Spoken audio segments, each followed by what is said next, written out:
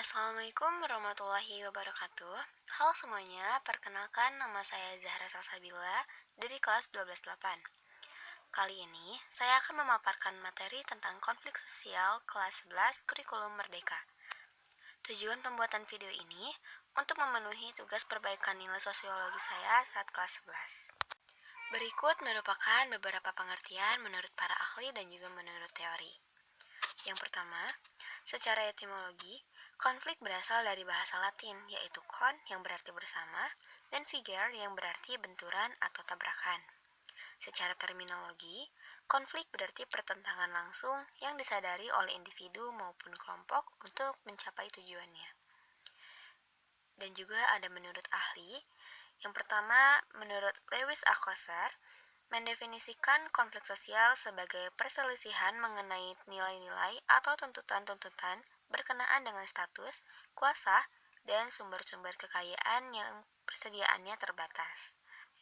Sementara itu, menurut Surjana Sukanto, menyebut konflik sebagai suatu proses sosial di mana individu atau kelompok berusaha untuk memenuhi tujuannya dengan jalan menantang pihak lawan dengan disertai ancaman dan kekerasan. Kemudian ada faktor penyebab terjadinya konflik sosial.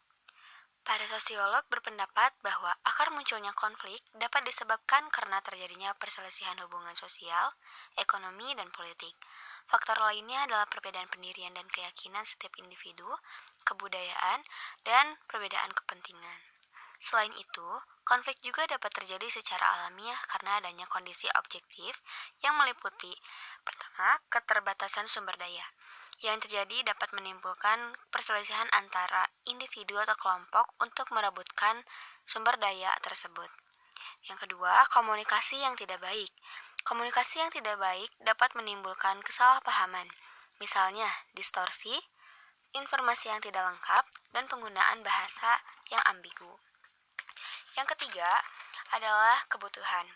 Setiap individu atau kelompok memiliki kebutuhannya masing-masing yang harus dipenuhi. Apabila kebutuhan tersebut berbeda dengan yang lain atau ada persamaan kebutuhan, namun keberadaan kebutuhan yang terbatas, maka hal ini dapat memicu konflik. Yang keempat adalah sistem imbalan yang tidak layak. Hak imbalan yang tidak diterima secara adil itu akan menyebabkan konflik sosial di antara masyarakat. Lalu, yang terakhir adalah tujuan yang berbeda.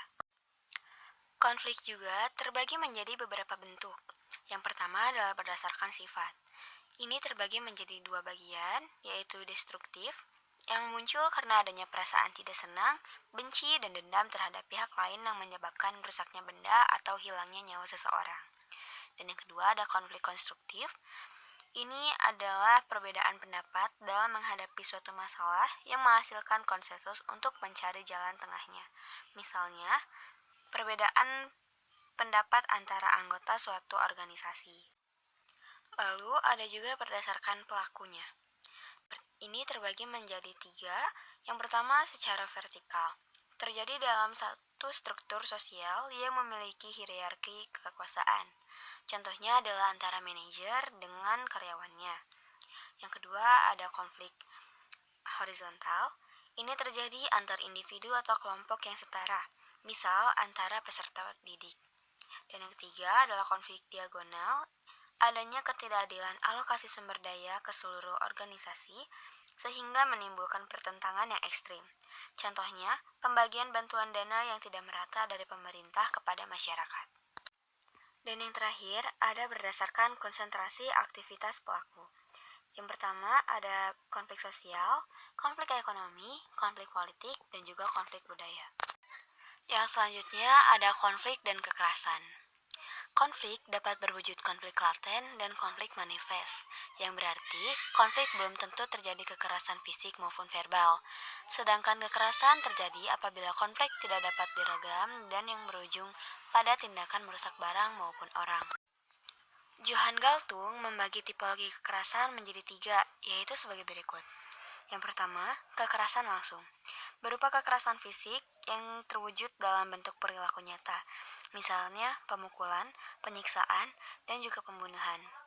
Yang kedua, kekerasan struktural, disebut juga dengan sebagai proses terjadinya kekerasan yang terwujud dalam konteks, sistem, dan struktur, misal diskriminasi. Yang ketiga, kekerasan kultural. Kekerasan psikologis yang terwujud dalam sikap, nilai, dan moral. Contohnya adalah rasisme, intoleran, dan perilaku yang tidak baik lainnya. Dampak dari konflik dan kekerasan terbagi menjadi dua, yaitu dampak positif dan dampak negatif. Upaya untuk mengatasi konflik dan kekerasan ini dengan cara pencegahan konflik secara langsung, pencegahan konflik secara struktural, resolusi konflik, manajemen konflik yang terdiri dari koersi, kompromi, arbitrase, mediasi, negosiasi, rekonsiliasi, konsiliasi, stalemate, adjudikasi, segregasi, eliminasi, dominasi, dan keputusan masyarakat. Dan juga transformasi konflik. Sekian materi yang dapat saya sampaikan. Semoga materi ini dapat bermanfaat bagi kita semua. Terima kasih sudah menyaksikan sampai akhir. Wassalamualaikum warahmatullahi wabarakatuh.